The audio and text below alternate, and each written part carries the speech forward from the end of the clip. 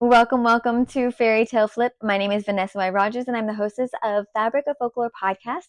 And this is a collaboration between myself and Donna Lee Fields from Doorways to Learning, in which we come together once a month to delve into one fairy tale of your choice, to understand its historical background, to understand its context and its hidden meanings.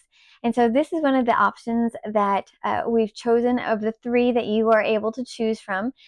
We've been intentional in trying to choose stories that are not just of European origin.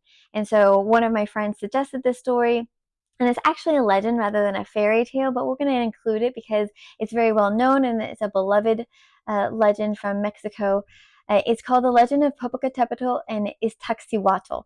And there are two volcanoes that are near Mexico City that have those same names. And there have been lots of stories and legends and inspirations that are told to explain these beautiful mountains. And this is one of the most well-known ones. And so this is the legend of Popocatépetl and Iztaccíhuatl. And yes, that did take me a very long time to learn how to say. And hopefully I'm saying it correctly. Okay, so thousands of years ago, the Aztec Empire dominated the Mexico Valley region. And they required that their subservience give them taxes, like most of the empires did.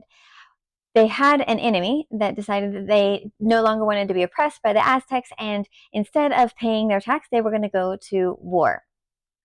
And this chief had a beautiful princess daughter. Her name was Iztaccihuatl, and she was in love with one of the chief's most, the best warriors. He was supposedly the most handsome, and they were in love with each other. Popocatépetl was the warrior, and Iztaccíhuatl is the princess, and they both were in love with each other, and they wanted to be married.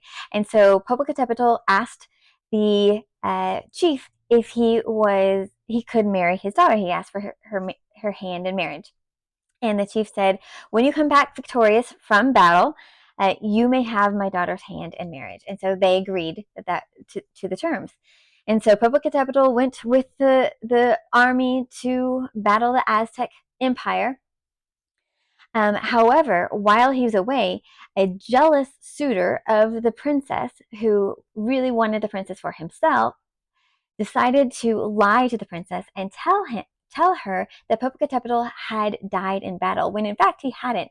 He was alive and doing well.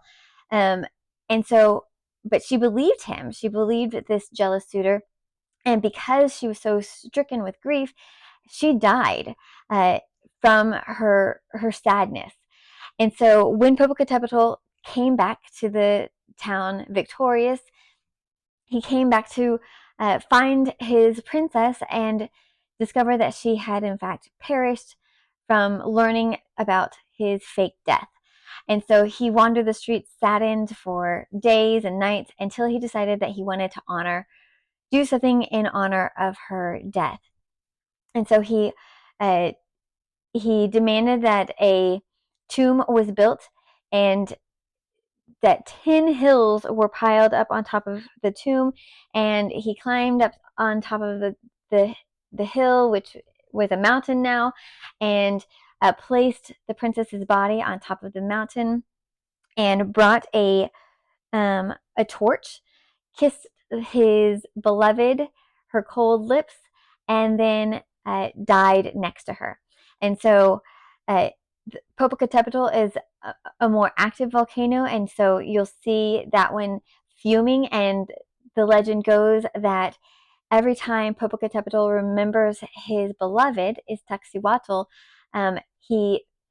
his internal flame burns for her, and so that's why you see the smoke fumes coming from that volcano. So if that is the legend or the fairy tale that you would like us to delve into this month, make sure that you comment down below, or you can go to our Facebook group page and vote there. So what fairy tale do you want to hear from, and what did you think about this one? Did you enjoy it? Have you heard it before? Have you heard a different version? We also want to hear from you about these types of things. So thanks so much for listening to Fairy Tale Flip Storytime. Until next time, keep the folk alive. For more fairy tale flip insights like this one, please press like and subscribe.